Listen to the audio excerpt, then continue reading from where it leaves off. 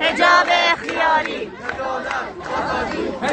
بکشید بپسید ما همه با هم هستیم بکشید بپسید ما همه با هم هستیم بکشید بپسید ما همه با هم هستیم بکشید بپسید ما همه با هم هستیم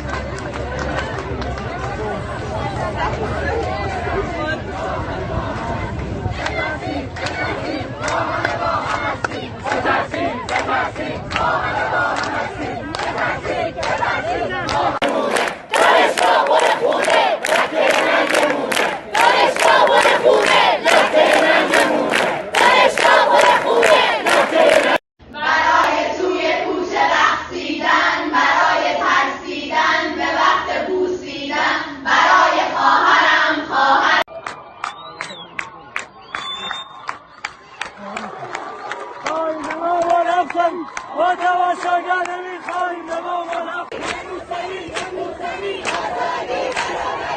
دانشگاه دفاعات 11 میلیون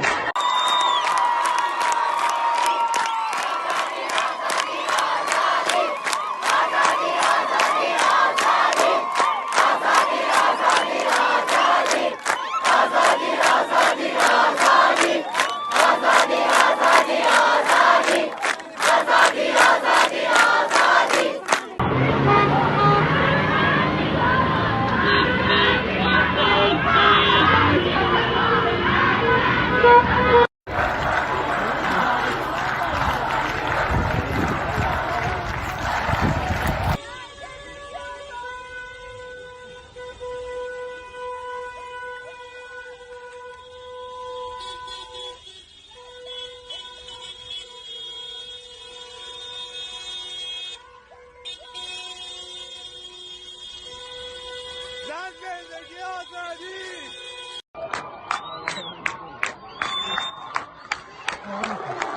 خواهیم به ما ملحق با تماشاگر نمیخواهیم به ما ملحق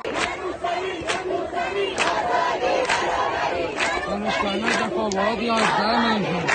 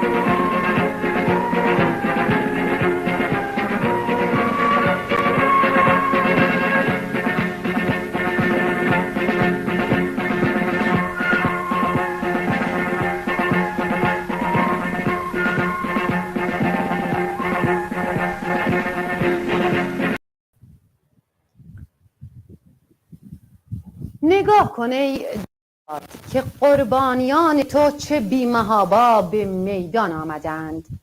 نگاه کن که ساده ترین مردمان بی وحشتی از مزدوران آدم کشد در کوچه ها مرگ تو را فریاد میکشند. آمدند تا این تب لرزه همیشگی را با ستایش زندگی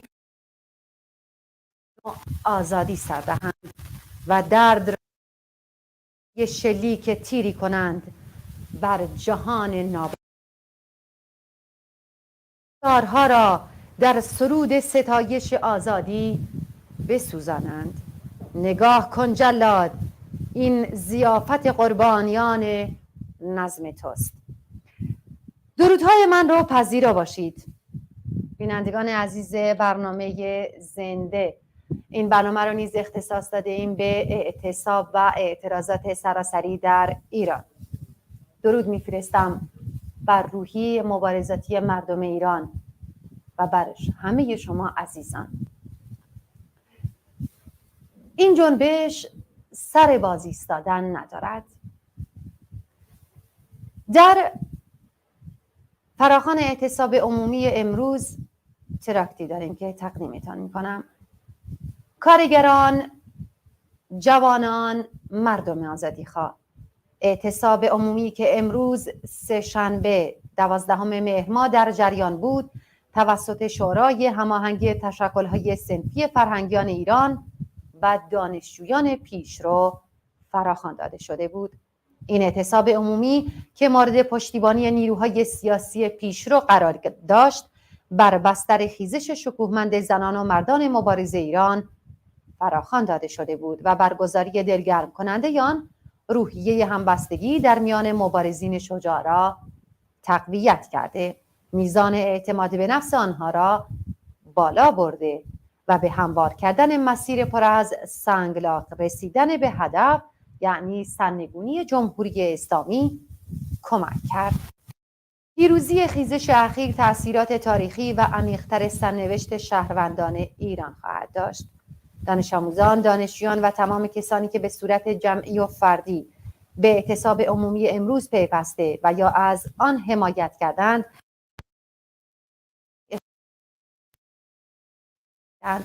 پرتوا بر جمهوری از بیننده. همونطور که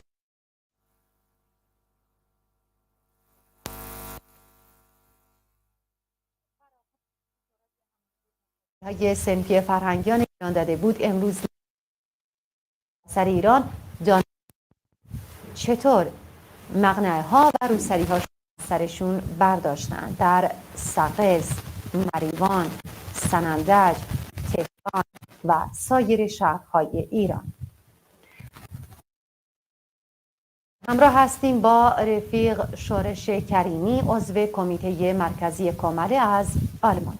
رفیق شورش گرامی، سلام و درود، خیلی خوش اومدید.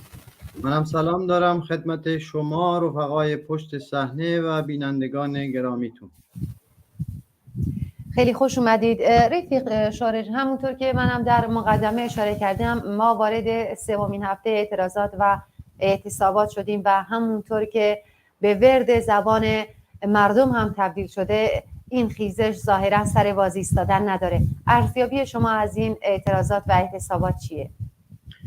خب همون جوری که خودتون اشاره کردی در ابتدای برنامه، امروز معلمان سراسر کشور در اعتصاب بودند. به خصوص در خیلی چشمگیرتر بود در شهرهای کردستان، مریوان، سنندج، سقز و بعضی از شهرهای دیگه خیلی حضور و اعتصاب معلمان چشمگیر بود.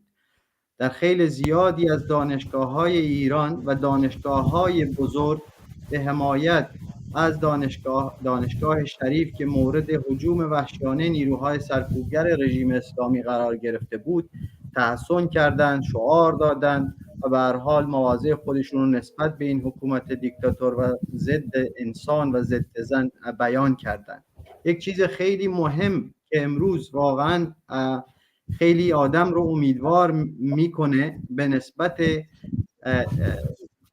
جنبش پیشرو، حضور دانش آموزان دختر در سراسر یا بیشتر شهرهای ایران که در اون نمادهای تحقیر، تبعیض و زیر ستم بودن زنان رو آتش می‌زدن، از روسریشون گرفته که در هوا به هر حال به حرکت در می آوردن یا عکس‌های خمینی رو آتش می‌زدن، شعار می‌دادن مرگ بر دیکتاتور، زن، زندگی، آزادی. یعنی میخوام بگم این به هم پیوستگی و در عین حال در بسیاری از شهرها هنوز مردم در خیابونن. امروز مثلا در تهران همین چند ساعت پیش یا حداقل 1 ساعت پیش مردم در دیوان دره، مردم در مریوان، دانش آموزان اونجا پیاده روی کردن، شعار دادن بر علیه حکومت اسلامی. کشاورزان در اصفهان پیاده روی کردن، تظاهرات کردن بر علیه دولت رئیسی، شعار دادن. ولی این به هم تنیدگی، این گستردگی آدم رو امیدوار میکنه. یعنی ارزیابی من اینه که یک جنبش کوچیک یا با یک طیف کوچک و اقلیتی از اون جامعه رو میگیره نیست. جمهوری اسلامی در این 43 سال انقدر انباشت تضاد در این جامعه به وجود آورده، از زنان، از سیستمی که به هر حال از روزی که سر کار اومده بر علیه زنان و تبعیضی که بر علیه اونها اعمال کرد، نه تنها تبعیض، کشت و کشتار اونها، اسید پاشی به اونها و به هر حال بی‌حقوقی اونها. معلمان، کارگران، کالایی کردن. مثلا دانش آموزی که میدونه معلم انقدر خسته است به دلیل اینکه درآمدی یا دستمزدی که میگیره انقدر زیر خط فقر، باید شغل دوم و سوم داشته باشه. والدینش کفاف زندگی ندارن، باید اونم کار بکنن، وقتی برای دانش آموز نداره. یعنی همه اینها، هم کارگران، معلمان، زنان، این در هم تنیدگی به هر حال نشان از گستردگی و این شما که اشاره کردی سر باز ایستادن نداره. از یه جای جمهوری اسلامی سعی میکنه اون رو سرکوب بکنه، از یه جای دیگه یک نمود دیگه پیدا میکنه که خیلی خوشحال کننده است. من از این حرکت دانش آموزان که بی سابقه بوده، واقعا دانش آموزانی که در سنین نوجوانی هستند، نمادها رو شناختن، از سپاه پاسداران تا ولایت فقیه تا دیکتاتوری تا شعارهای رادیکال زن، زندگی، آزادی رو فریاد می‌زدن. بله رفیق شارش، به نظر شما جمهوری اسلامی حتی اگه کسی نمیتونه اینو پیش بینی کنه که میتونه این خیزش رو مثل ما بقیه خیزش ها سرکوب کنه یا نه، اما اگر تونست به نظر شما برمیگرده، شرایطش برمیگرده به قبل از خیزش؟ یعنی همه چی نرمال میشه مثل گذشته؟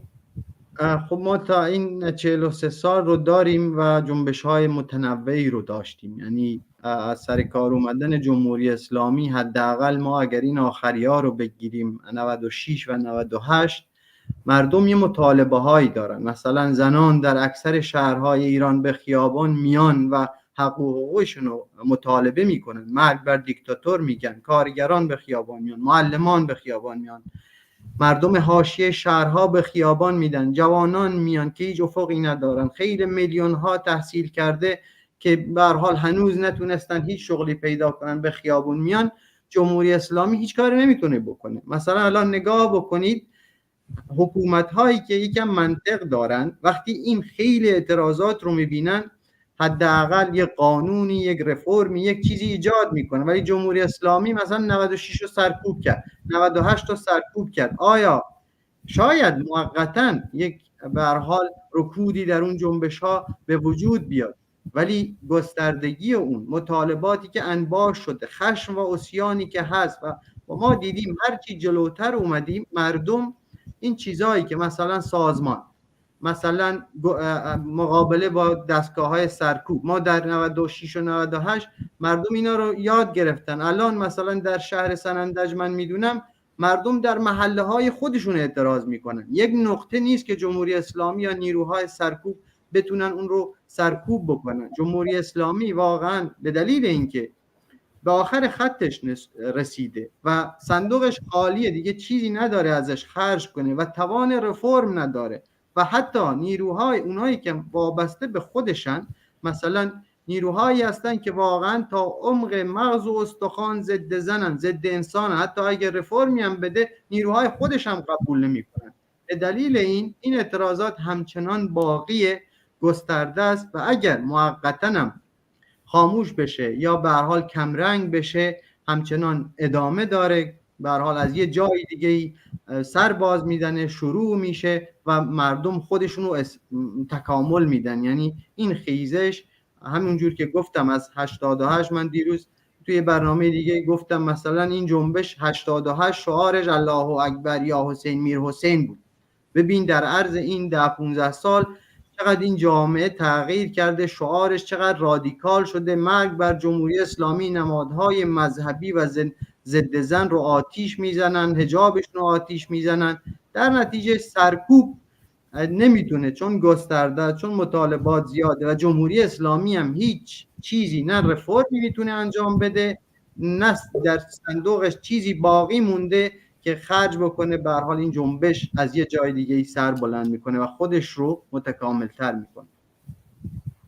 بله سپاسگزارم رفیق شارش. شما پیامی دارین که بخواین از طریق رسانه ما به گوش مردم ایران برسه؟ من فقط میتونم بگم که بحث در مورد چگونگی مقابله با دستگاه سرکوب رژیم، چند تا مسئله اساسی وجود داره که هم کسایی که واقعا نگران آینده این جنبشن و میخوان نه تنها از جمهوری اسلامی عبور بکنن، منظور من اینه که نه تنها میخوان جمهوری اسلامی رو به دلیل جنایتی که کرده سرنگون بکنن، بلکه یه جامعه بهتر بسازن، یا به اون معنایی که ما میگیم انقلاب بکنن، یه انقلابی که رهایی بخشه. باید هم خودشون و هم جامعهشون از این چیزها چیز باشن، مطلع باشن، آگاه باشن. مایی که جمهوری اسلامی رو الان پشت سر گذاشتیم و برای اکثریت این مردم دیگه آژیتاسیون و افشاگری رژیم اسلامی خیلی واقعا مهم نیست، خودشون بهتر از ما میدونن که این چقدر جنایتکاره.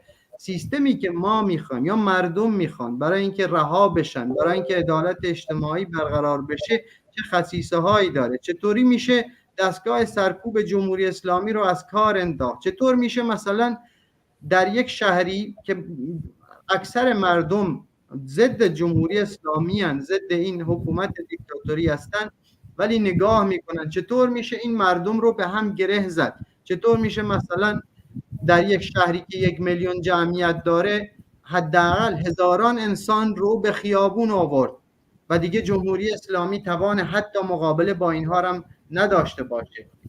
این بحث هایی که مهمه در این عرصه. و به اضافه این که زندانیان سیاسی، من شنیدم شعار دانشجویان بوده دانشجوی زندانی آزاد باید گردد، زندانی سیاسی آزاد باید گردد. دفاع از اینها، از خانواده هاشون و حتی تشکل هایی که هزاران نفر دستگیر شدن، تشکل هایی برای این خانواده ها درست بشه، همونجور که کشته شدگان آبان ماه خانواده هاشون جمهوری اسلامی رو افشا کردن، خودشون رو سازمان دادن. این خانواده های زندانیان هم میتونن به هر حال مقاومت کنن، افشاگری کنن و مردم هم به این به هر حال تشکل ها بپیوندن. خیلی سپاسگزارم از حضورتون رفیق شارش کریمی، عضو کمیته مرکزی کامله از آلمان. سپاس از شما. بله بینندگان عزیز، با شماره تلفن 2045 71 64 50 24، همین شماره تلفنی که در پایین صفحه تلویزیونتون حک شده، میتونید تصاویر، پیشنهادات، نظرات و عکس‌های خودتون رو از طریق تلگرام برای ما بفرستید و ما بتونیم از اونا استفاده کنیم و پخششون کنیم. خیلی ازتون ممنون میشم که با ما همکاری کنید. در این قسمت از برنامه در خدمت رفیق عباس گویلی، کادر و عضو سرشناس و قدیمی حزب کمونیست ایران هستیم. رفیق عباس گرامی، وقتتون بخیر، خیلی خوش اومدید. مرسی، خیلی ممنون، خسته نباشید، در خدمتم. خیلی خوش اومدید رفیق عباس. خب قطعا شما هم خیلی خوب از جریانات در اونچه که در ایران در حال رخ دادن خبر دارید. شما چطور این خیزش ها رو ارزیابی میکنید، از کردستان تا تهران و از تهران تا هر چهار گوشه ایران؟ بالاخره از کردستان تا تهران تا چهار گوشه ایران، بالاخره از این مرزان گذشته تو خارج کشور، تو سرتاسر دنیا این مسئله بالاخره مطرحه.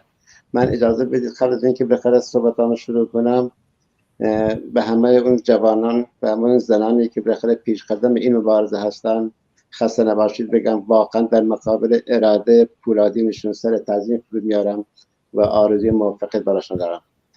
سر این مسئله که بالاخره جنبشی که الان راه افتاده یه جنبش استثنائیه، یه جنبشی که بالاخره توی این 43 سال بالاخره مبارزه علیه جمهوری اسلامی واقعا بی سابقه بوده. نقش زنان برای اولین باره که تو ما می‌بینیم بالاخره زنان نقش اول تو صف اول مقدم جبهه هستن برای علیه جمهوری اسلامی با شعارهای انقلابی، با شعارهایی که واقعا تا به حال بالاخره ما توی این حرکات اعتراضی قبلا اینطوری فشرده و اینطوری بالاخره همگی تا به حال نبوده.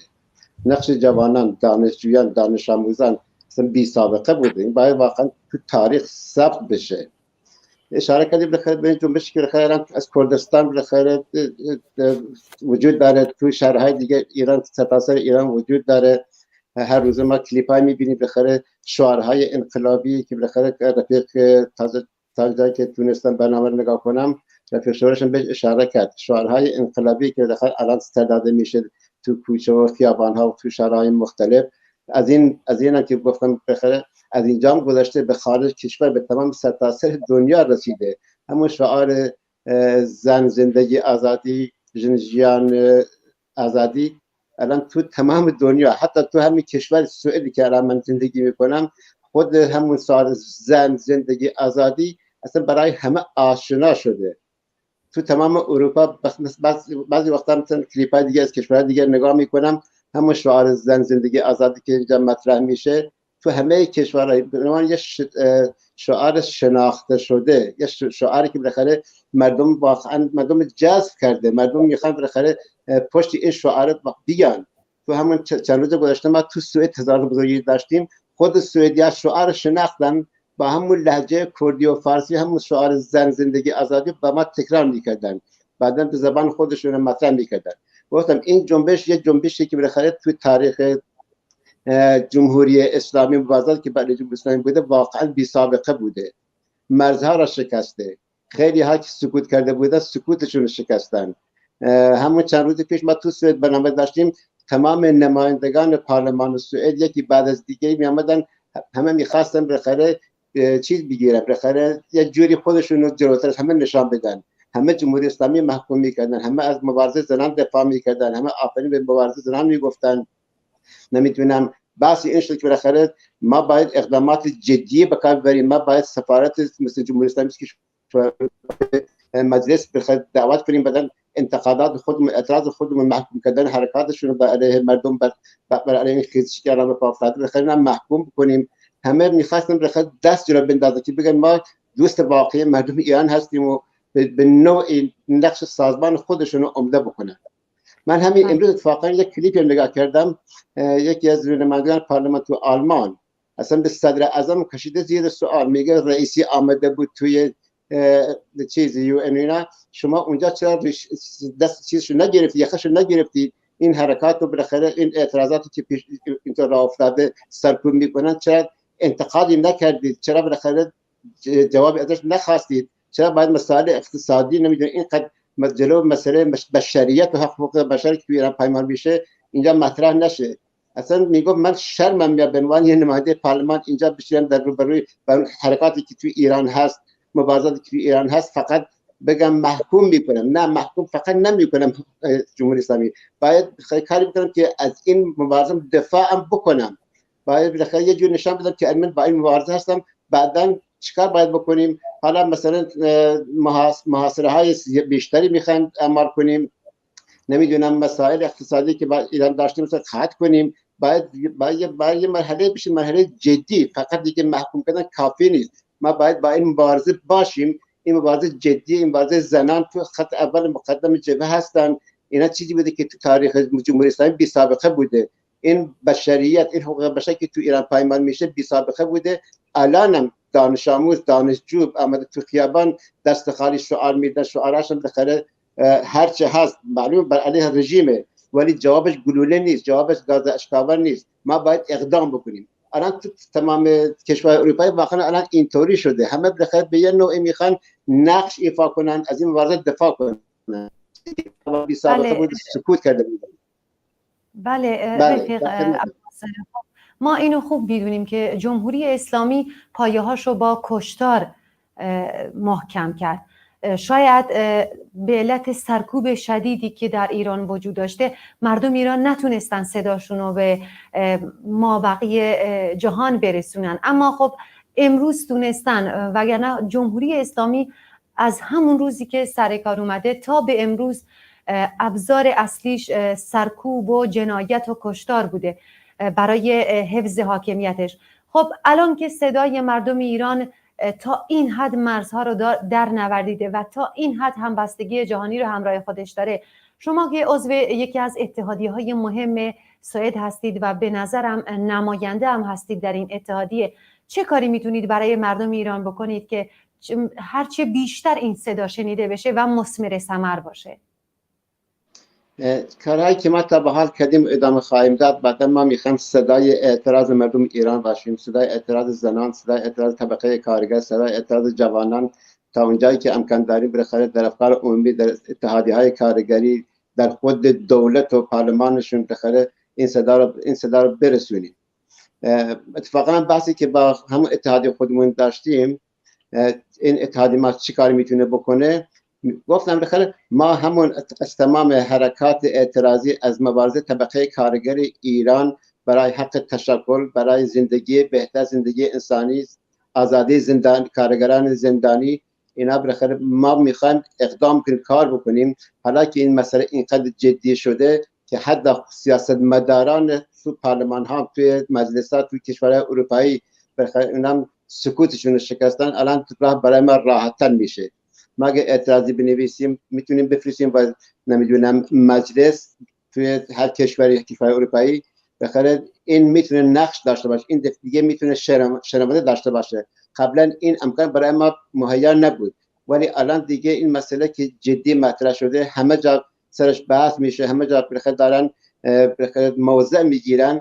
اینم برای ما دیگه کار راحت‌تر میکنه که صدای اعتراض کارگران ایران باشیم، صدای اعتراض دانشجویان، زنان، نمیدونم معترضین تو ایران به جمهوری اسلامی. این برای ما کار راحت‌تر میکنه. میخوام اینو ادامه بدیم. حتما ما تا آخرین روزی که بدونیم بالاخره جمهوری اسلامی سرنگون شد و طبقه کارگر ایران، مردم معترض، دانشجو، دانش آموز جشن پیروزی گرفتن، ما باشون هستیم.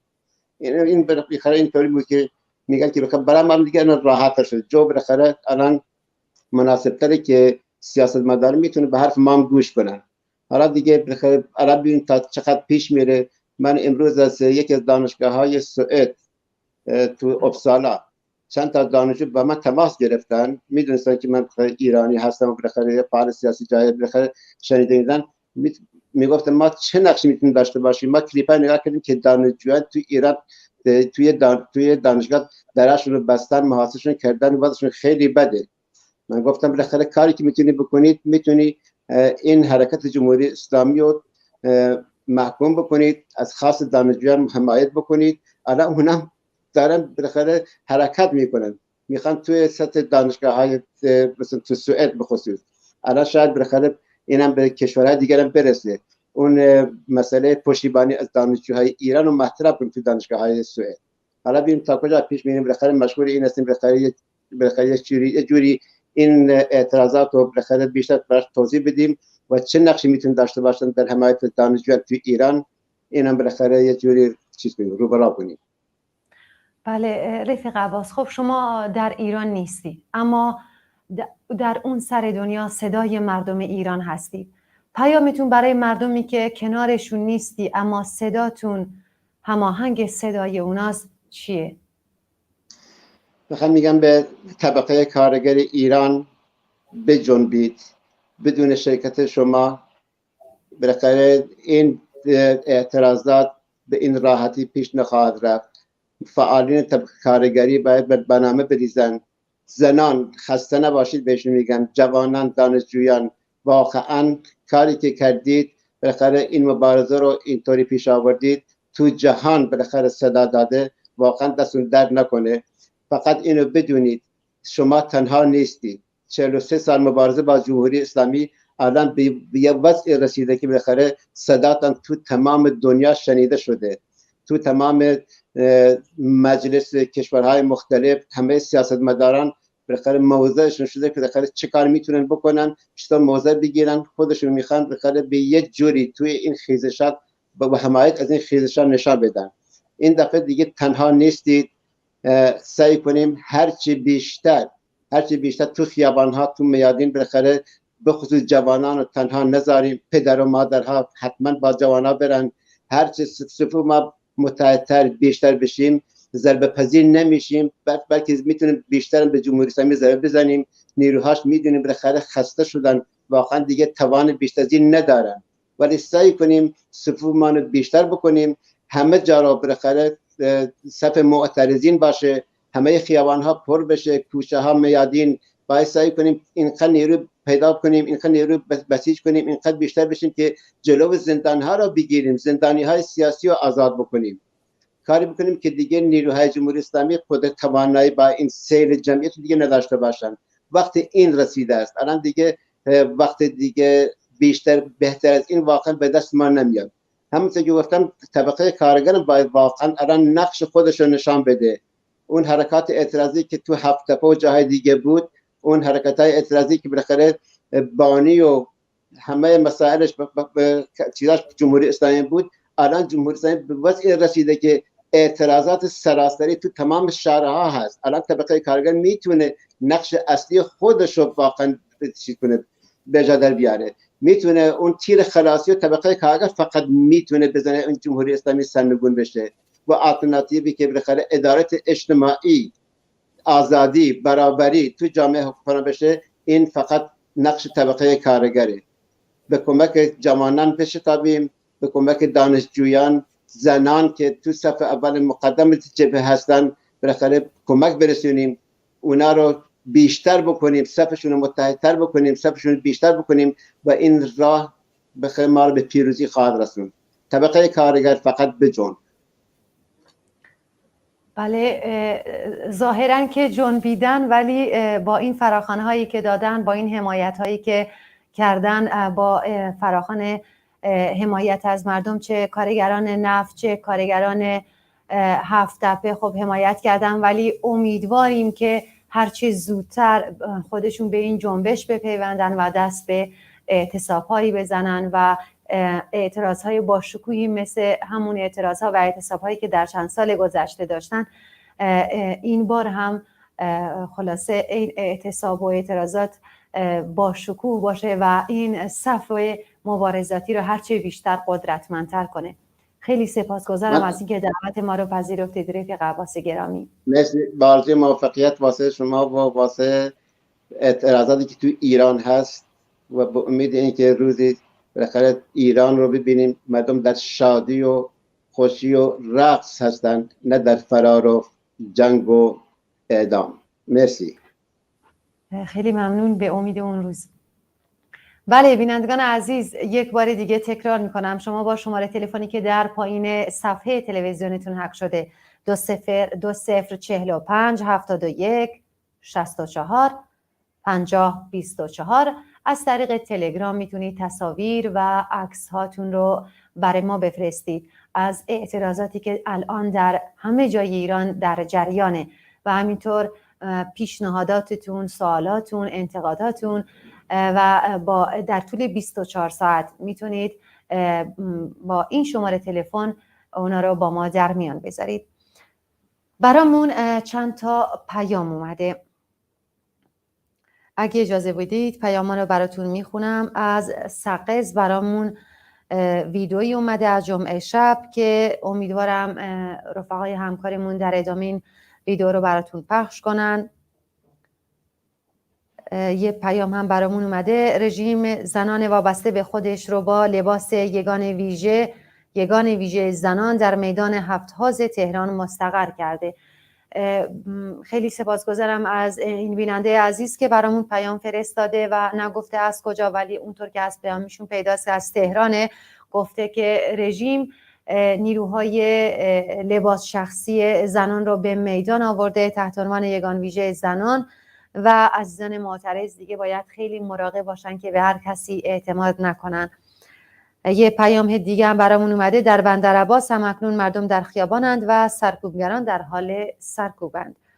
خیلی از این بیننده عزیز سپاسگزاریم. البته که جنبش همچنان ادامه داره و سر باز ایستادن نداره و جمهوری اسلامی هم قطعا نیروهای سرکوبگرش ساکت نمیشینن و دست به سرکوب میزنن، اما تا کی میتونن این سرکوب رو ادامه بدن؟ اینو اعتراضات مردم میدونه که تا چه حد اونا رو خسته کنن و اونا رو از پای در بیارن، که امیدوارم هر چه زودتر از پای در بیان. خیلی متاسفم. یه بیننده پیام داده: با درود، من از رفیق عباس سوالی داشتم. کارگران در این خیزش در جریان ایران چه نقشی داشتند؟ آیا این قیام بدون حضور کارگران به نتیجه میرسد؟ هیوا 45 از کرمانشاه. خیلی متاسفم رفیق هیوای گرامی که من قبلا پیامتون رو ندیدم که از رفیق عباس بپرسیم، اما تا جایی که بتونم من به سوالتون پاسخ میدم. قطعا کارگران در این خیزش نقش داشتند. نقششون هم در اعتراضات و اعتصابات گسترده، متحد و باشکوهی بوده که در چند سال گذشته در ایران در جریان بوده. از کارگران صنعت نفت گرفته که شورای سازماندهی در سال گذشته چطور اعتصابات کارگران رو سازماندهی میکرد و چطور با خواسته های فراسنفی، خواسته های کل مردم ایران رو در بر می گرفت، کارگرانش رو سازمان میداد. از کارگران هفت تپه که شعارشون نان، کار، آزادی بود، از معلمان عزیزی که در طول یک سال گذشته مدام در خیابونها بودن و به دانش آموزاشون درس ایستادگی، مقاومت و مبارزه رو دادن. همه اینا نقش داشتن. همه اینا در جسارتی که امروز ما در جوانایی میبینیم که در سطح خیابان هستن و مستقیم در مقابل سرکوبگران می ایستن و خواهان سرنگونی جمهوری اسلامی هستن، پیش زمینش اعتصابات و مبارزات طبقه کارگر بوده. و قطعا اگر ما بخوایم جامعه آزاد و برابر داشته باشیم، آری از هر ستمی، آری از هر ظلم و استثماری، جامعه‌ای که در اون زنان و مردان به طور کامل در برابر باشند و نابرابری نه جنسیتی، نه اجتماعی و نه سیاسی بین زنان نباشه، قطعا اون جامعه‌ای که کارگران در اون حکومت رو به دست میگیرن و یه جامعه سوسیالیستیه. پس بدون حضور کارگران این انقلاب به ثمر نخواهد رسید و قطعا اگر کارگران همونطور که تا امروز دست به مبارزه زدن وارد این اعتصابات و اعتراضات بشن و همراه و همگام مردم بشن، خیلی زود ما میتونیم جمهوری اسلامی رو به زباله‌دان تاریخ بندازیم. بله، سپاسگزارم از بیننده های گرامی و عزیزمون که برامون در این شرایطی که در ایران حاکمه باز هم پیام میفرستن، هشدارهای خودشون رو میدن که مثلا لباس شخصی ها اینجا و اونجا هستن یا لباسشون رو عوض کردن و یا اینکه برامون از مهمانامون سوال میفرستن و به هر طریقی برامون پیام میفرستن، ویدیو میفرستن و عکس میفرستن. عزیزان بیننده، در این قسمت از برنامه زنده اعتصاب و اعتراضات سراسری در ایران در خدمت رفیق ثریا ندیم پور، فعال سیاسی و فعال حوزه زنان هستیم. رفیق ثریا گرامی، خیلی خوش اومدید. مرسی. با سلام به شما عزیزان و کسانی که گرداننده این تلویزیون هستند و همچنین بیننده های شما. صحبتم رو با محکوم کردن حمله جمهوری اسلامی به مقر پیشمرگه های کومله و حزب دموکرات در اقلیم کردستان عراق شروع می کنم. یاد تمام کسایی که در این جریان کشته شدن گرامی باد. نهاد ما، نهاد زنان برای آزادی و برابری پایدار، در این رابطه بیانیه‌ای داد و این حمله جمهوری اسلامی رو محکوم کرد. ببینید، جنبش اخیر کردستان به رهبری جنبش فمینیستی زنان هر روز اقشار تازه‌ای رو واقعا با خودش همراه میکنه و این جای خوشبختی است. همینطوری که رفیق عباس صحبت کردن، این شعار ژن، ژیان، آزادی، زن زندگی آزادی تونسته که تمام مردم ایران رو زیر یک چتر بیاره و بر علیه جمهوری اسلامی مبارزه کنه. این خیلی مسئله مهمیه و نباید این رو نادیده بگیریم. ما این روزهای آخر شاهد پیوستن دانشجوهای تقریبا تمام دانشگاه‌های ایران به این مبارزه هستیم. نسل ما که در سال 57 مبارزه کرد و انقلاب کرد، ما خیلی نگران بودیم که آیا نسل جدید دهه 80 دهه 90 کجا هستن؟ اون به اصطلاح نیروی مبارزاتی، اون انگیزه مبارزاتی که در ما جوانان در سال 57 دانشجویان اون زمان بود، الان کجا هست؟ و این واقعا خیلی نگران کننده بود برای ما. همیشه راجع به این قضیه خب طبیعتا در محافل مختلف صحبت میشد، ولی امروز خوشبختانه میبینیم که این جوانان اومدن و به مبارزه پیوستن. این جای خیلی خوشحالیه. حتی من امروز کلیپایی دیدم که دانش آموزان به خیابان ها اومدن، دانش آموزان دختر به خیابان ها اومدن و روسریاشون رو به اصطلاح به عنوان اعتراض برداشتن و به مانند خواهران بزرگسال خودشون در خیابانها شعار میدن. ببینید این مسئله حتی دانش آموزان امروز وقتی که از این مبارزه پشتیبانی میکنن، وقتی که به خیابانها میان، وقتی که شعار آزادی رو میدن، این به معنای اینه که این نسل مسئولیت میپذیره در آینده. یعنی در کوتاه مدت طبیعتاً به نفع این جنبشه و به نفع اینه که جمهوری اسلامی هر چه زودتر ساقط بشه. در دراز مدت این دانش آموزان هستن که در آینده ایران رو میسازن. این به معنای اینه که وقتی که اینا خودشون میبینن که نقش داشتن در براندازی این رژیم، نقش داشتن در اعتراض بر علیه نابرابری هایی که در این رژیم ایجاد کرده در جامعه، اختلاف طبقاتی که در این جامعه ایجاد کرده، نقش داشتن در اینکه بر علیه سرکوب زنان مبارزه کنن، طبیعتاً به معنای اینه که در آینده ایران برای ساختن ایران نقش خواهند داشت و مسئولیت میپذیرند و این بسیار جای خوشحالی ماست. و اما ببینید ما در رابطه با مسئله مبارزات ایران الان میبینیم که از به اصطلاح از به قول شما از تهران تا کردستان تا سیستان و بلوچستان و آذربایجان همه مردم جمع شدن و شعار میدن و در کنار همدیگه شانه به شانه همدیگه مبارزه میکنن.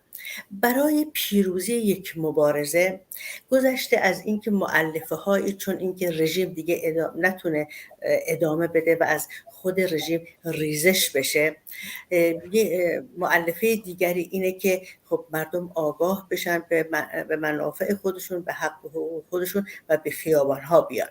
مؤلفه مهم دیگری که ما باید بهش توجه بکنیم در این رابطه مؤلفه رهبری مبارزه هست.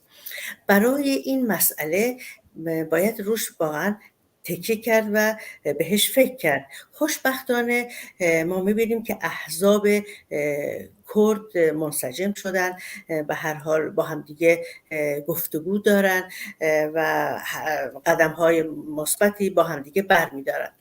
مهم اینه که اپوزیسیون هم به طور کلی در سراسر ایران در کنار احزاب به اصطلاح مردم کرد، ترک، عرب، بلوچ با همدیگه این اپوزیسیون متشکل بشه.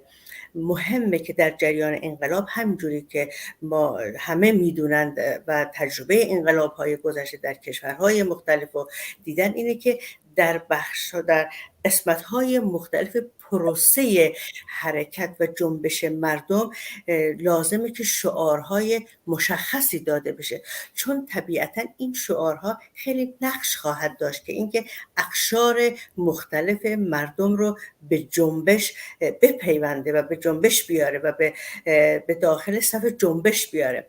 در اینجا نقش اپوزیسیون متشکل خیلی به اصطلاح روشن میشه که این اپوزیسیون مهمه که یک ارگان رهبری تشکیل بشه از احزاب از نماینده های احزاب مختلف و این ارگان رهبری باید جنبش رو به اصطلاح قدم به قدم جلو ببره، تعیین شعار بکنه، تاکتیک های مشخص رو در مواقع مشخص اعلام بکنه، چون همینجوری با شعار دادن تو خیابون، همینجوری بیرون اومدن رژیم به اصطلاح سرنگون نمیشه. به هر حال این جنبش احتیاج داره در در زمانهای مختلف شعارهای مختلف رو به جنبش به اصطلاح بدن و تاکتیک‌های مختلفی رو بر علیه رژیم اتخاذ بکنن.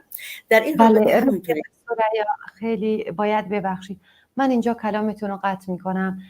اوایل حرفاتون گفتین که باید ببخشید اوایل حرفاتون گفتید که با رهبری جنبش فمینیستی، من مثل یه شخص با این نظرتون مخالفم که این جنبش فمینیستی نیست. شاید شما اونطور که من متوجه شدم این جنبش یه جنبش برابری خواهان است، یه جنبشیه که خسته شده از این که نیمی از جامعه سرکوب بشن، نیمی از جامعه سالار باشن، خسته از اون. یه جنبش، این جنبش همونطور که شما هم اظهار داشتین از شعارش پیداست: زن، زندگی، آزادی. تا زن آزاد نباشه جامعه آزاد نمیشه. اما ما نمیتونیم، جنبش فمینیستی یه جنبشیه که بالاخره الان بحث فمینیست رو من و شما بهتر میدونیم و بینندگان عزیز به حاشیه بحث امروزمون نره، اما این جنبش یه جنبش برابری خواهان است. درسته که تا حد خیلی زیادی رهبریشو زنا بر عهده گرفتن، اما اکثریتش با زنان نیست. درسته زنان صف اول مبارزه هستن، پیش قراولان این اعتراضات در همه شهرها هستن، اما واقعیت ها رو به نظر من ببینیم که این جنبش یه جنبش فمینیستی نیست. و بعداً هم در مورد احزابی که شما از همکاریشون گفتین، از اینکه خب الان دست به همکاری زدن، احزابی هستن که خواهان برابری هستن، خواهان از بین رفتن استثمار و ستم و نابرابری هستن. فکر نکنم جنبشی که فمینیستی باشه فراخوان داده باشه، یا احزابی که فراخوان دادن در خارج از ایران، مخصوصا احزاب ساکن در اقلیم کردستان، همچین فراخوانی رو داده باشن که این جنبش فمینیستیه یا نه. میخواستم در این مورد برامون صحبت کنید که بینندگان دچار سوء تفاهم نشن. درسته. ببینید، ما وقتی که مسئله فمینیسم رو مطرح میکنیم، فمینیسم به معنای اینه که مسائل و نیازهای زنان برجسته بشه. ما در این جنبش میبینیم که زنان وقتی که میگن زن، زندگی، آزادی، به معنای اینه که وقتی که زنان مسئله حجاب رو مطرح میکنن، برخلاف حجاب میان مبارزه میکنن، موهای خودشون رو قیچی میکنن، حجابشون رو در میارن، در به اصطلاح در فضا میچرخونن، این به معنای اینه که مسائل زنان برجسته شده دیگه. به این معنا فمینیسمه. حالا من نمیدونم، چون میشه تعاریف مختلفی از فمینیسم که، ولی آنچه که مد نظر من اینه که در این جنبش که برای زندگی، برای آزادی، برای دموکراسی، مسائل زنان در کنارش خفه نشده و نادیده گرفته نشده، بلکه مسائل زنان برجسته شده و خودشو در شعار زن، زندگی، آزادی نشون میده. این به معنای فمینیسمه. اینجاست که اینو من میگم که مسئله به این معنا، وقتی که ما میگیم که فمینیسم یعنی برابری زن و مرد، برابری حقوق زنان، خواهان برابری حقوق خود هستند. وقتی که برابری زنان خواهان برابری حقوق خود باشن با مردان، طبیعتا این برابری در سطح جامعه نقش خواهد داشت و انعکاس خواهد داشت. به این معناست که وقتی که من میگم به رهبری جنبش فمینیستی، به این معنی به رهبری تو ما دیگه بر هیچ کس پوشیده نیست که الان زنان در صف مقدم هستن. زنان بودن که اومدن بیرون، زنان بودن که که و با شعار نه توسری نه روسری نه توسری نه به جمهوری اسلامی، اینا پس مسئله نه روسری نه توسری اینا مسئله زنان دیگه، مسئله مردان تا الان نبوده و با این شعارا بود که زنان تونستن واقعا صف عظیمی از مردم رو به داخل خیابانها بکشن و شعار زن، زندگی، آزادی به اصطلاح یک شعار همگانی شد. ولی خب طبیعتاً در این رابطه وقتی که آزادی باشه طبیعتاً مبارزه میشه برای برابری در جامعه. وقتی که آزادی باشه مبارزه میشه برای برابری حقوق زن و مرد در جامعه. وقتی که آزادی باشه مبارزه میشه برای اینکه محیط زیست به محیط زیست توجه بشه و تمام مسائل دیگه‌ای که در جامعه به هر حال الان نقص درش وجود داره، مسئله آموزش و پرورش، مسئله بهداشت و درمان، مسئله سالمندان، مسئله معلمانه. به این معنا که من مسئله فمینیسم رو مطرح کردم، به این معنا که مسائل زنان گم نشده در کنار شعارهایی که داده میشه، نه تنها گم نشده بلکه به شعار محوری مردم تبدیل شده. بله، سپاسگزارم. شما از نقش احزاب گفتید و از اینکه احزاب بیشتر متحد بشن، بیشتر اگه با هم کار کنن و هم صدا بشن تاثیرش بیشتره. به نظر شما باید احزاب چی کار کنن؟ ببینین این مسئله همینطور که گفتم جنبش احتیاج به رهبری داره. این یه چیز مشخصیه. مردم به خیابان ها میان ولی همزمان جنبش باید رهبری بشه. در این رابطه باید احزاب مختلف واقعا با برنامه های مشخصی که دارن، هر حزبی طبیعتا برنامه مشخصی خودشو داره، ولی سر مسائل مشخص، سر تاکتیک های مشخص باید پای میز مذاکره با هم دیگه بشینن. الان چیزی که در اپوزیسیون هست ولی البته داره به قول من رو به جلو میره، قدم های مثبتی برداشته شده برای اتحاد اپوزیسیون، ولی چیزی هست که گروه های مختلفی خیلی کوچیکی وجود دارن، احزاب بزرگی وجود دارن، در کنارش هم گروه های مختلفی که از این احزاب جدا شدن و اغلب جدا شدن این گروه ها نه بر اساس اختلاف نظر در اون ایدئولوژی پایه‌ای و نه بر اساس برنامه‌ای که این احزاب و این سازمان‌ها برای آینده ایران دارن، بلکه بر اساس یه سری اختلافات شخصیتی، یه سری این که به هر حال سر یه سری مسائل کوچک به توافق نرسیدن جدا شدن. الان زمان اون رسیده این گروه‌ها واقعا به احزابی که به اصطلاح احساس میکنن از نظر ایدئولوژی، از نظر پایه‌ای همخوانی داره نظرشون، به اونا بپیوندن و اینو باید داشته باشیم که در یک حزب به معنای این است که تمام افراد این حزب سر تمام مسائل از 0 تا 100 توافق داشته باشن. طبیعتا در یک حزب متشکل از انسان‌های مختلف با نظرات مختلف و میتونن سری داره یک ایدئولوژی مشخص باشه، ولی خب یک نظرات مختلفی فرضاً در رابطه با آموزش و پرورش، در رابطه با مسئله بهداشت و درمان و سایر مسائل اجتماعی دارن.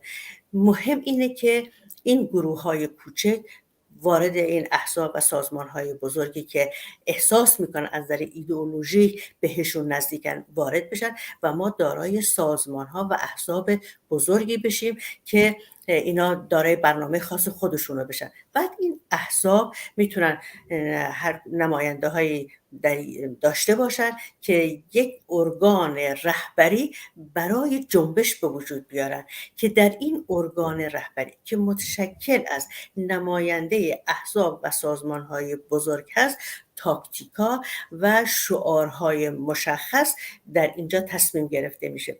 بعد این ارگان رهبری طبیعتا متشکل از احزاب چه در داخل کشور و چه احزابی در خارج از کشور. ببینید اونایی که در داخل کشور طبیعتا شرایط اونجا رو بهتر میدونن.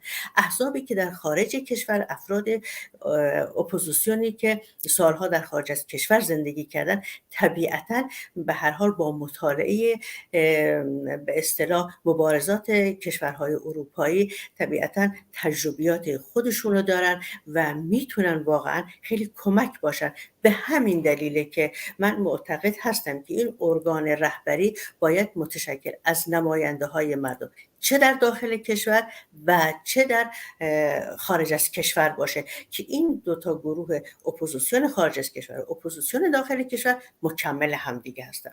مسئله دیگه ای که بهش معتقد هستم و در همون مقاله‌ای هم که من برای شما فرستادم نوشتن اینه که با توجه به شرکت عظیم زنان در جبهه، در به اصطلاح جبهه جلو، مهمه که این ارگان رهبری واقعا 50-50 باشه، یعنی حتما 50% از این ارگان رهبری رو زنان تشکیل بدن.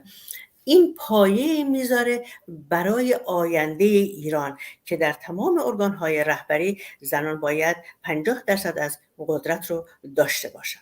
این نظر منه در رابطه با الان چه باید کرد. بله سپاسگزارم. اما خب رفیق ثریا، همه احزاب داره استراتژی و برنامه‌های مختلفی هستند. تا اون جایی که بشه که همه یک هدف مشترک دارن، سرنگونی جمهوری اسلامی. تا به امروز ما میدونیم که در طول 1-2 هفته گذشته احزاب نهادی دارن در کردستان به نام نهاد همبستگی 2 تا فراخوان دادن که خوشبختانه دومی خیلی بیشتر و وسیع‌تر مورد استقبال قرار گرفت و خیلی بیشتر به این فراخوان جواب مثبت دادن و به این اعتصاب پیوستن، نه تنها در کردستان بلکه در بیشتر شهرهای ایران و سازمان‌های مختلف خارج از کردستان نیز از این اعتصاب، از این فراخوان حمایت کردن و رسما هم اعلام کردن. به نظر من تا اینجا هر اونی که شرایط ایجاب میکنه و نیاز داره احزاب با هم همبستگی داشتن و اینکه احزاب، قطعا نظر شما همینه که احزاب نمیتونن برای مردمی که داخل ایران هستند تصمیم بگیرن، جز اینکه تصمیمی که اونا میگیرن احزاب ازشون حمایت کنن، احزاب تشویقشون کنن و احزاب خط مشی بهشون نشون بدن که درسته. خیلی از شما از شعار گفتید، یکی خیلی وقتا شعارها، همین شعارها جنبش رو به بیراهه میکشونه و احزاب میتونن یک سری از شعارها از جمله مثلا آزادی زندانیان سیاسی و هر شعاری که مختص شرایط اکنون باشه یا شرایطی باشه که حاضره، اونا میتونن کمکشون کنن و ما کل احزاب در طول 5 دهه گذشته این کارشون بوده و امیدوارم تا جایی که بتونن این اتحادی رو که الان به وجود اومده حفظ کنن، این اتحاد رو محکمتر کنن و ما بقیه احزابی که به این نهاد نپیوستن اونا هم به این نهاد بپیوندن و از فراخوان‌ها و از کارهایی که احزاب انجام میدن، برنامه‌هایی که احزاب دارن پشتیبانی کنن. شما رفیق ثریا کسی هستین الان دلتون پیش مردم ایرانه اما خودتون اونجا نیستید، از دور چه پیامی برای مردم ایران دارید؟ پیام من برای مردم ایران اینه که تا اونجا که امکان داره، ببینین حرکتی رو شروع کردن، این حرکت رو باید ادامه بدن، چون واقعا اگر این حرکت کوچکترین سستی در شرایط الان مردم از خودشون نشون بدن، رژیم حمله میکنه، شروع به اعدام ها میکنه، در زندان ها شروع به دستگیری های زیادی میکنه. الان خیلی از مردمی که در داخل ایران هستن علنی شدن، کلیپ از خودشون گذاشتن، به مردم راهنمود دادن، انتقاد کردن از این جمهوری اسلامی، سرنگونی جمهوری اسلامی رو خواستن. اگر مردم کوتاه بیان در این مرحله، تمام این افراد دستگیر خواهند شد. اینه که تا جایی که امکان دارن جنبش به جنبش ادامه بدن و الان بهترین موقعیت. ببینید تمام تقریبا کشورهای خارج از ایران همه پشتیبانی خودشون اعلام کرد، همونجوری که رفیق قبلی هم صحبت کرد. حتی در خود سوئد تمام رهبر احزاب از راست به چپ اعلام پشتیبانی کرد از این جنبشی که در ایران به وجود اومده. تمام دولتمندان از این جنبش حمایت کردن. دیگه چی میخوایم واقعا؟ بهترین الان ما موقعیت داریم. در سال 57 اصلا صدای ما به خارج از کشور نمیرسید، ولی الان به اصطلاح در سایه این مسئله اینترنتی که وجود داره، این برنامه‌های تلویزیونی که هست، افرادی که در خارج از کشور، خب این نیروی اپوزیسیون خارج از کشور، این مردمی که در خارج از کشور هستن، اینا رو دست کم نگیریم. فعالیت اینها بوده که فشار میاره به دولت‌هایی که اینا در کشورهاشون زندگی میکنن، به دولت آلمان، به سوئد، به دانمارک، به تمام کشورهای دیگه که دولتمندان این کشورها بر علیه رژیم جمهوری اسلامی موضع میگیرن. یعنی الان بهترین موقعیت خارج از کشور، صدای جنبش مردم به همه جا رسیده، حتی به پارلمان اروپا رسیده و همه حمایت میکنن از این جنبش. بنابراین نباید کوتاه بیاد. مهمه که پدر و مادرها به همراه جوانان در خیابانها باشن، دست در دست جوانان باش، پشت جوانان. این جنبشی که الان در ایران هست، اگر امیدواریم که پیروز بشه، وقتی که پیروز بشه واقعا ایران رو به بهشت تبدیل خواهد کرد. برای اینکه نیروی عظیمی است که در خارج از کشور هستن، طبیعتا امکاناتی دارن، چه از نظر تحصیلی، چه از نظر روابطشون با به هر حال شرکت‌های مختلف. همه این امکانات رو در اختیار ایران خواهد گذاشت و ایران بهشتی خواهد شد، بهشت واقعی، نه آن بهشتی که مسلمونا به اصطلاح بول و قرارشو میدن. واقعا ایران ایرانی خواهد شد، آباد، دموکراتیک و موفق، و ما میتونیم در سطح خاورمیانه واقعا تأثیرگذار باشیم از هر نظر. پیامم اینه که ادامه بدید. ما هم در خارج از کشور تا آنجایی که در توان داریم پشتتون هستیم. واقعا فکر نکنین که کسایی که در خارج از کشور هستن خواب راحت دارن. همه فکرشون ناراحته به خاطر ایران و همه کار میکنن. هر کسی در سطح توان خودش کار میکنه که صدای جنبش ایران رو به خارج از کشور برسونه. موفق باشید. خیلی ازتون ممنونم که یک بار دیگه دعوت ما رو به این برنامه قبول کردید. مرسی عزیز من که شما با توجه به امکانات کمی که دارین واقعا این برنامه رو پیش ببرین. خیلی با ارزشه حرکت تک تک شماها. براتون آرزوی موفقیت میکنم. خیلی سپاسگزارم. رفیق ثریا ندیمپور، فعال سیاسی و فعال حوزه زنان. بله بینندگان عزیز، چند تا پیام برامون اومده. رفیقی پیام فرستادن: هم اکنون مردم در بندرعباس به خیابونها ریختن و اینم گفتن که این جنبش سر باز ایستادن ندارد. عزیزی از دیوان دره برامون پیام فرستاده، گفته اینترنت خیلی کنده، نمیتونیم اونطور که باید و شاید تصاویر رو براتون بفرستیم، اما مردم دیوان دره دوباره به خیابون ها اومدن. خیلی ازت سپاسگزاریم بیننده گرامی که این پیام رو در همچین شرایطی برای ما فرستادید. خیلی ازتون ممنونم. امیدوارم بتونید که خبرهای دیوان دره رو برای ما بفرستید، اگر شد تصاویرتونم برای ما بفرستید تا پخششون کنیم. خیلی ازت سپاسگزارم بیننده گرامی. بله رفقای همکارم یه پیام فرستادن که رژیم مناطق پنجوین و شارباژر رو در مرز اقلیم کردستان داره توپباران میکنه. بله بینندگان عزیز، پیام هایی بود که از عزیزانی به دستمون رسیده بود که بیننده برنامه ما هستن. شما هم میتونید از طریق شماره تلفن 2071 64 50 24 تصاویر، عکس ها و پیام های خودتون و نظراتتون و سوالاتتون رو از طریق تلگرام در طول شبانه روز برای ما بفرستید. یک تراکت دارم که براتون میخونم. کارگران مردم آزاده، پیوستن و حمایت دلگرم کننده از اعتصاب عمومی امروز 12 مهر ماه مشت محکمی بود بر دهان آمرین و عاملین نیروهای جانی و سرکوبگر. عملی شدن این اعتصاب سیاسی خیزش توده‌ای و انقلابی کنونی را به سهم خود تقویت کرد. همین میزان از گستردگی اعتصاب نشان داد که خیزش ریشه‌دارتر و اراده فعالین و شرکت کنندگان در خیزش محکمتر از آن است که بتوان با وحشیگری‌هایی از نوع کشتار در خیابان‌های کردستان، زاهدان، دانشگاه شریف و دستگیری‌ها بتوان آن را تضعیف نمود.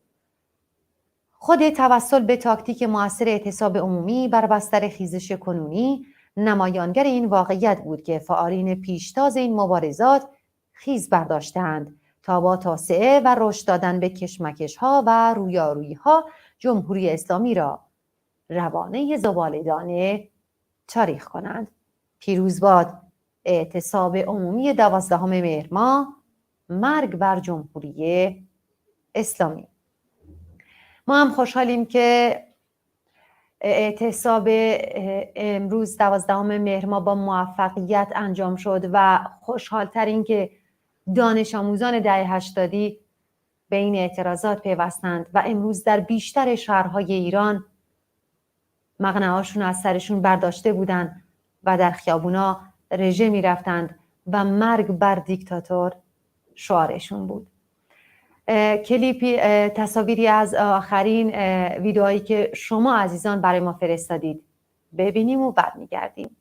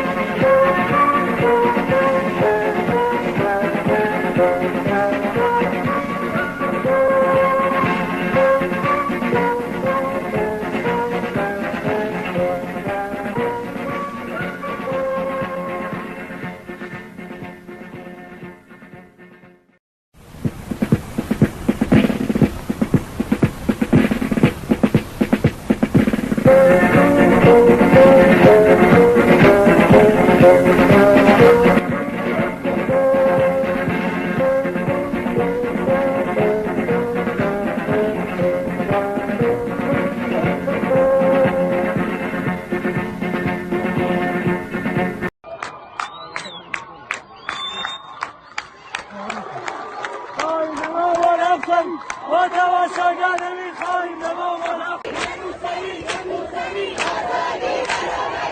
دانشگاه دفاع 11 میلیون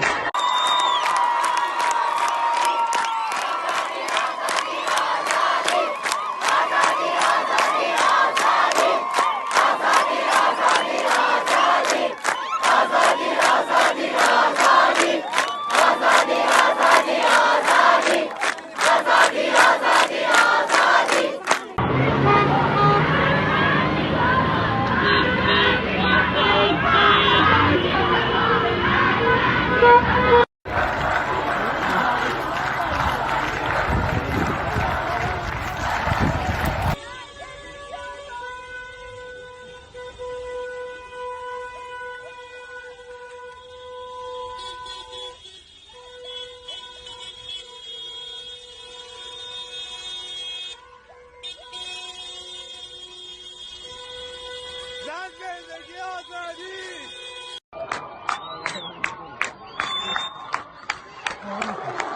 خواهیم به مامان افغان با تماشاگر نمیخواهیم به مامان دانشگاه دفاع 11 میلیون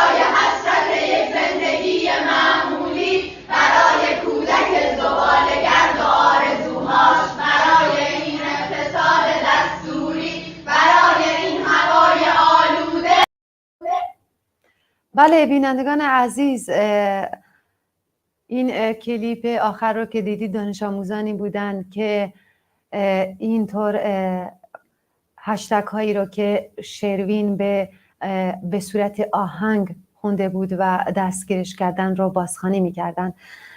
چند تا پیام برامون اومده از مریوان. برامون پیام اومده که گلاله وطن دوست وکیل دادگستری بازداشت شد. شرکو از مریوان، سپاسگزارم ازت شرکوی عزیز که این خبر رو به ما دادی. گلاله وطن دوست وکیل دادگستری در مریوان بازداشت شده. خیلی ازت ممنونم.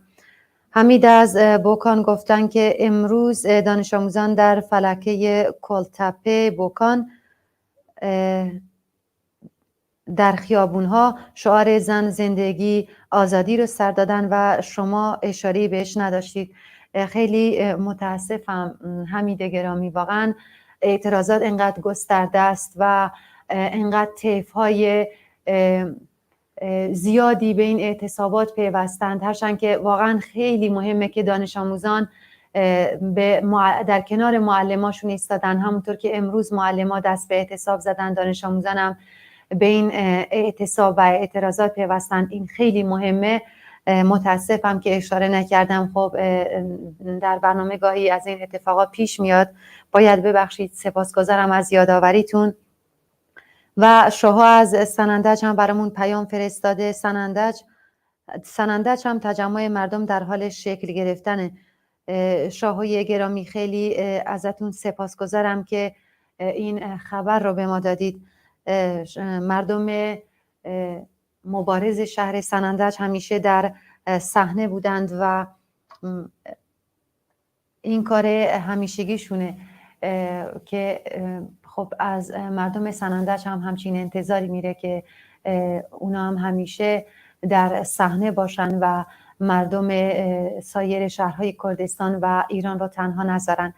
سپاسگزارم ازت شاهوی گرامی که در این شرایط باز هم بینندگان عزیز برای ما پیام های دلگرم کننده میفرستید و از روحیه انقلابیتون برای ما میگید.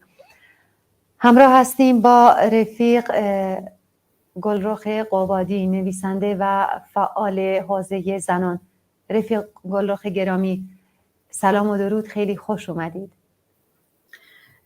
من هم سلام عرض می کنم خدمت شما و بینندگان عزیزتون و همچنین احساس غم و همدردی خودم و با مادران و با عزیزانی که عزیزانشون از دست دادن ابراز می کنم. خیلی خوش اومدید، متشکرم از ابراز همدردیتون. رفیق گلرخ گرامی، خب شما هم وضعیت ایران رو میبینید که اعتراضات وارد سومین هفته خودش شده و روز به روز سرکوب شدیدتر میشه. ارزیابی شما از این سرکوب چیه؟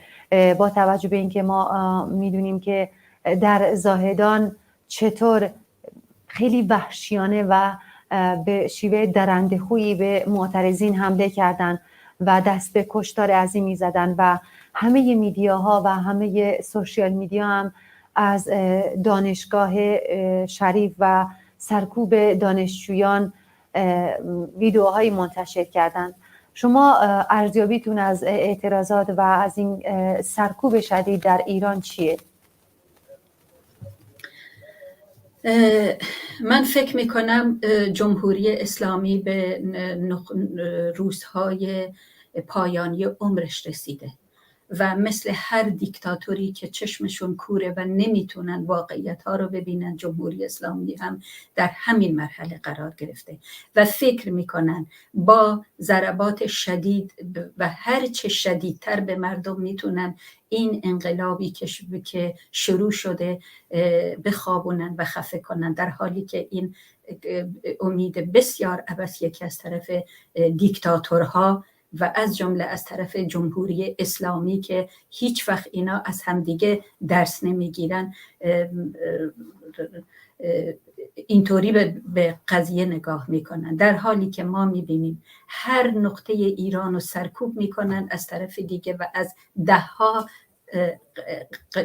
قسمت دیگه دوباره این خیزش شروع میشه و مردم عصبانی‌تر و مصمم‌تر از روز گذشته، ساعت گذشته و هفته گذشته به خیابون ها میان و سابقه این مبارزات در ایران به امروز و فردا، به امروز و دیروز و 50 سال پیش بر نمیگرده. در ایران سابقه 100 ساله داره مبارزات، از همون انقلاب مشروطیت که ناتمام موند تا همین حالا مردم ایران به انتظار روزهای آزادی هستند و هر روز که از این زندگی میگذره اینها با مبارزه گذراندن و در هر مبارزه حتی اگر فروکش کرده، باید بگی فروکش کرده نه شکست خورده، هر زمانی که این مبارزات فروکش کرده در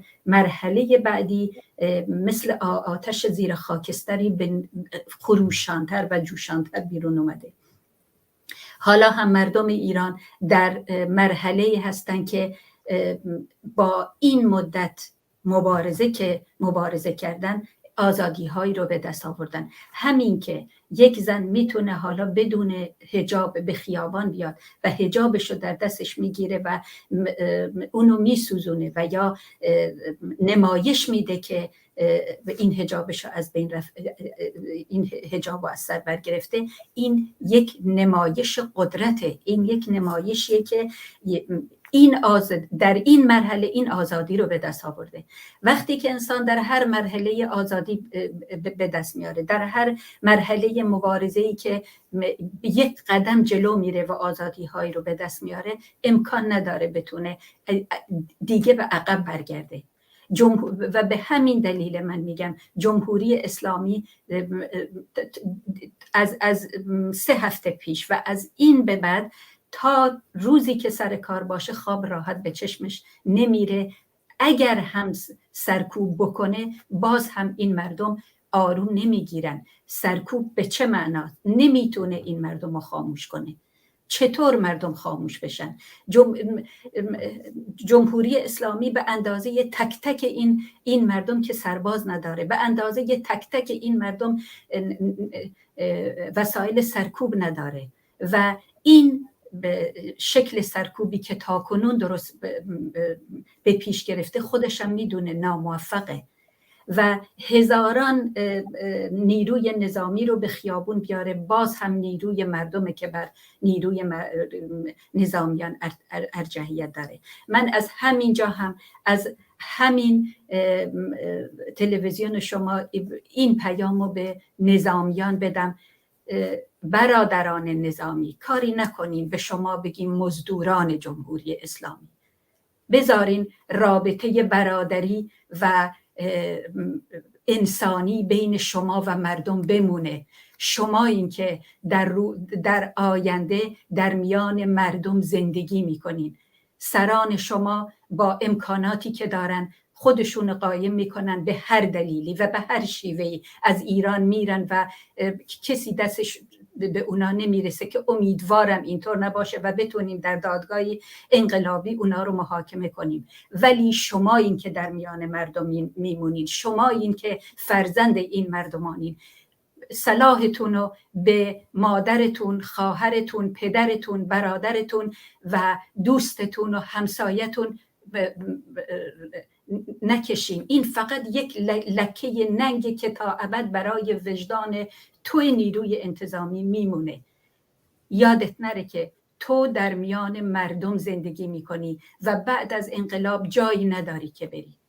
باید در میان مردم بمونی. چطور روت میشه به همسایت نگاه کنی که پدرشو کشتی و بچهشو کشتی، مادرشو کشتی، همسایهشو کشتی؟ میتونی به اونا نگاه کنی؟ این غیر ممکنه. این یک لکه ننگی که تا ابد روی شانهات میمونه. از همین امروز مطمئن باش، اسلحه و زمین بذاری مردم بهت میگن برادر نظامی و چیز دیگه غیر از این بهت نمیگن و تو باید اسلحه و در برابر نیرویی که تو هم سرکوب میکنه، اون مردم به خاطر تو، به خاطر گرانی تو، به خاطر بی خانمانی تو، به خاطر بی آیندگی فرزند تو و به خاطر هزاران مشکلات زندگی دیگه ای که تو داری، مثل اون مردم دارن برای تو هم مبارزه میکنن. در نتیجه این روزیه که تو باید اسلحه‌تو به روی مردم ایران نگیری. من متوجه هستم ممکنه جواب منو بدی، بگی من مأمورم و معذورم. مأموری، منتها معذور نیستی. میتونی اسلحه‌تو به طرف آسمان بگیری، میتونی اسلحه‌تو به جای دیگه خالی کنی، ولی به طرف دوستت خالی نکنی، به طرف مردمی که مثل تو خون در جگر دارن خالی نکنی و اینو که بتونی شب راحت سرت رو بالشت بذاری. اینه که ارزیابی من از مبارزات مردم ایران اینه که این مبارزه هرگز خاموشی نداره تا زمانی که جمهوری اسلامی روی کار بیاد، به خاطر اینکه ما هر روز به قدم‌های پیروزی نزدیکتر میشیم و دستاوردهایی رو به وجود به دست میاریم که این از دست دادنش غیر ممکنه. بله، منظورتون اینه که جمهوری اسلامی شاید این بار هم بتونه به قول شما این خیزش رو فروکش بده، اما هیچ وقت این خیزش سر باز ایستادن نداره. بله رفیق گلرخ، خب شما خارج از مرزها هستین، چطور میشه صدای مردم ایران باشید و پیامتون به مردم ایران که الان در خیابونها هستن و دارن با وحشیانه ترین شیوه سرکوب میشن چیه؟ ما در خارج هستیم ولی دلمون با اون مردمی که در ایرانه و هیچ وقت در ظرف این سالهایی که به اجبار تبعید شدیم هیچ وقت نتونستیم ذهن خودمون و فکر خودمون رو از ایران خارج کنیم و از اون مردم جدا کنیم. ما در شرایطی هستیم که بسیار نگرانیم و دائما امید داریم که این مردم به پیروزی برسن. ما در این لحظات از تا جایی که برامون امکان داشته ما در خیابان‌ها بودیم و اعلام پشتیبانی کردیم از مردم ایران. شعارهای اونا رو تکرار کردیم که مردم کشورهای ما بدونن که در ایران چه خبره و در کنار اون هم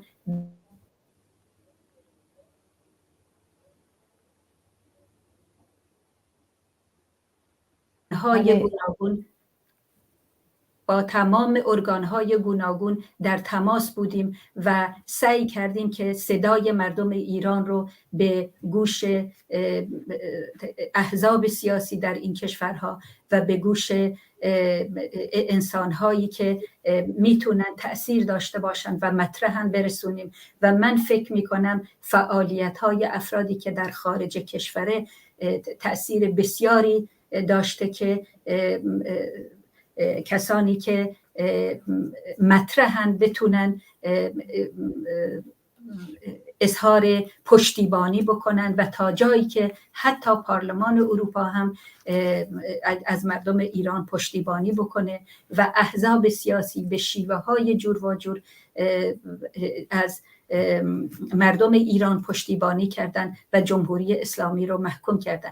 من در سوئد زندگی میکنم و در همین چند روز پیش ما در سوئد شاهد یک تظاهرات بسیار بزرگی بودیم که احزاب سوئدی در اون شرکت کرده بودن و تمام نماینده این احزاب که به این تظاهرات اومده بودن و در اونجا سخنرانی میکردن تماماً اظهار تنفر خودشون از حکومت جمهوری اسلامی نشان دادن و در برابر اون اظهار همدردی و پشتیبانی خودشون از مردم ایران مبارزات نشون دادن و مبارزات زنان ایران رو ستودند. این به نظر من نشانه ای از اونه که کسانی که در خارج کشور هستن آروم ننشستن و دائم با احزاب و بخش‌های گوناگون این مملکت‌ها در تماس هستند و اونا رو در جریان مبارزات ایران قرار میدن. بله، سپاسگزارم از حضورتون رفیق گلرخ قبادی، نویسنده و فعال حوزه زنان از سوئد. من هم از شما بسیار متشکرم و خسته نباشید بهتون میگم و زحماتتون رو میستایم و امیدوارم موفق باشین در کارهاتون و از همینجا هم میگم که مواظب خودتون باشین چون که ما در جریان هستیم که جمهوری اسلامی دائم در حال توپباران و بمبارانه و امیدوارم که هیچ صدمه‌ای نبینیم. متشکرم از وقتی که امشب به من دادید. خیلی ازتون سپاسگزارم رفیق گلرخ عزیز. بله بینندگان عزیز، اعتصاب عمومی امروز 12 مهر ماه تاکتیکی مؤثر و حلقه‌ای از خیزش توده کنونی بود. شرکت در اعتصاب و حمایت از آن دلگرم کننده بود.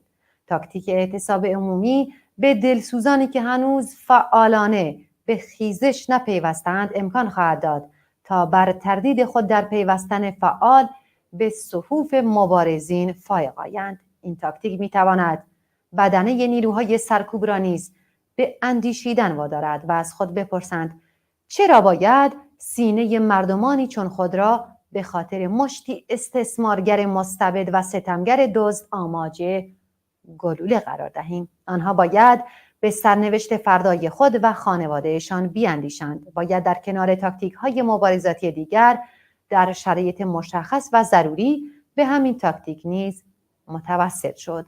مرگ بر جمهوری اسلامی. عزیزان بیننده، به این ترتیب به پایان حلقه دیگر از برنامه زنده ویژه اعتصاب و اعتراضات سراسری در ایران رسیدیم.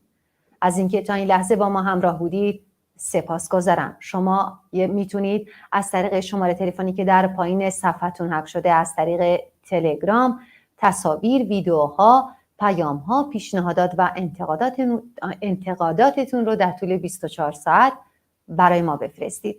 سپاسگزارم از همراهیتون. به امید پیروزی.